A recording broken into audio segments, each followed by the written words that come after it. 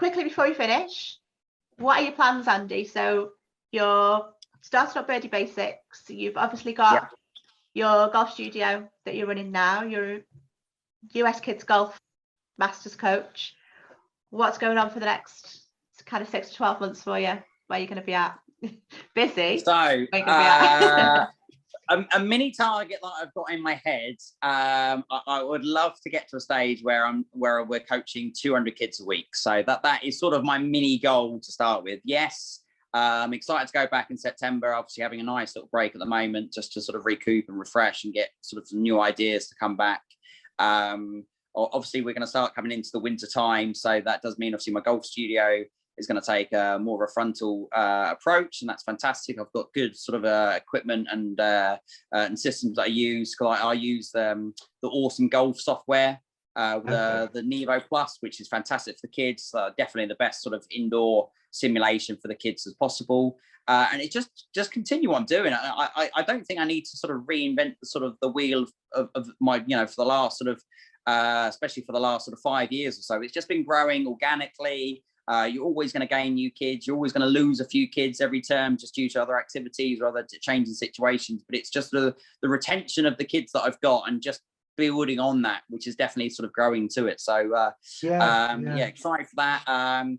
Hopefully January 2022, I will be going back to the PGA show if it's happening to hopefully pick up my Masters award, which is actually here, but it's not quite the same as FedEx delivering it. They didn't shake my hand or anything. They just sort of posted it to me, and it wasn't that exciting. So I'm definitely hopefully excited to get back, and obviously then it's a great opportunity. The PGA show is just a fantastic opportunity to network with other coaches that are sort of have the same sort of mindset in terms of junior coaching, etc. So I really enjoyed that in 2020. So I've definitely missed it this year.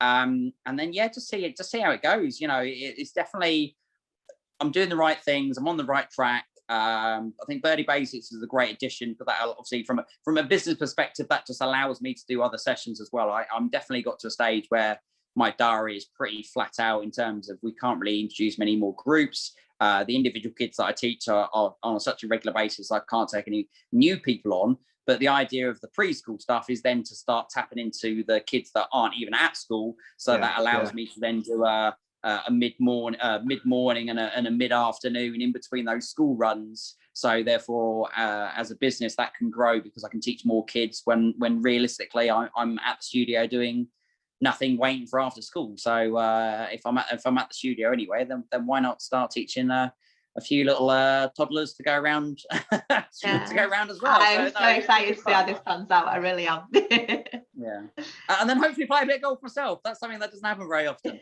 So maybe I come back on tour. Dedicate all winter to practicing and then play next year. But no, probably won't happen. That'll be the last thing on the list, to be fair. Do you know what? It's really interesting. Obviously, we've spoken to a lot of coaches, and you just assume that they'll have a round every weekend, or they'll be on the course, but almost virtually every single golf coach I've spoken to never gets the opportunity to play themselves. And at first it surprises me, but obviously the more we've got to know the space, it obviously makes sense because everything's done at the hours where you would want to play yourself, outside of office hours, during the weekends and everything else. So the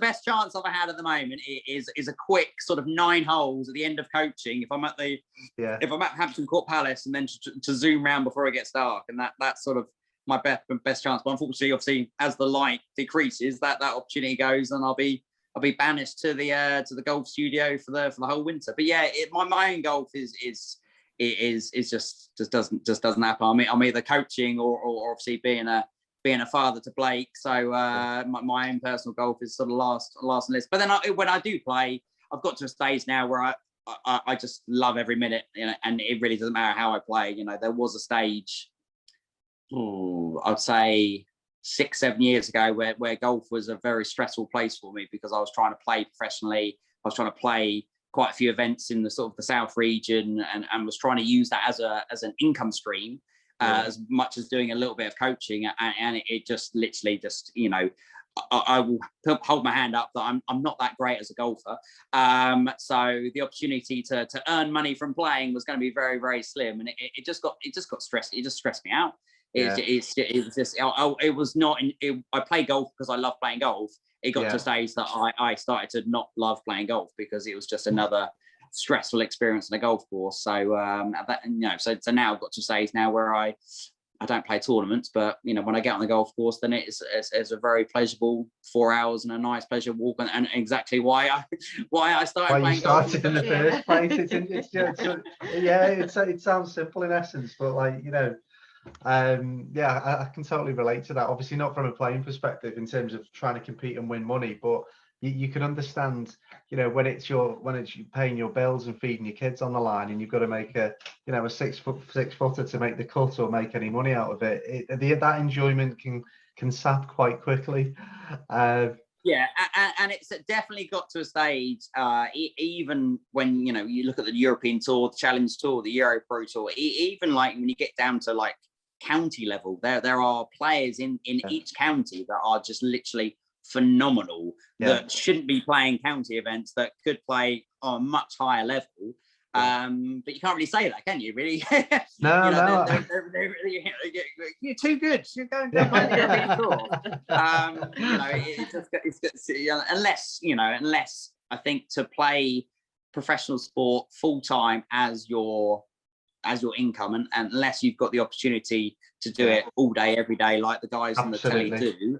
Then as a part-time player, it's like the old FA Cup, the old part-timers against the full-timers. That we're good, but there's just always that slight difference in class that gets shown. So I think I'm happy to call my tournament days are fairly over. I'll probably come out just for one more sort of disappointing round of 84 in some pro-am or something like that.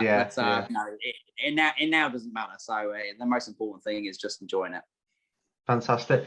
Well, look, Andy, as always, it's been a pleasure. We've got to know you really, really well since we launched last year. We love seeing the videos that you do. We love the innovation and the random household objects, and your relationship with every item of something that you can pick out from the house to give to a child and make golf fun is something that we just really love, and we've enjoyed doing a lot of that with Isaac, especially when it came to lockdown during last year. So it's always good to to catch up and on a personal level, and also learn about what's going on from a business perspective as well.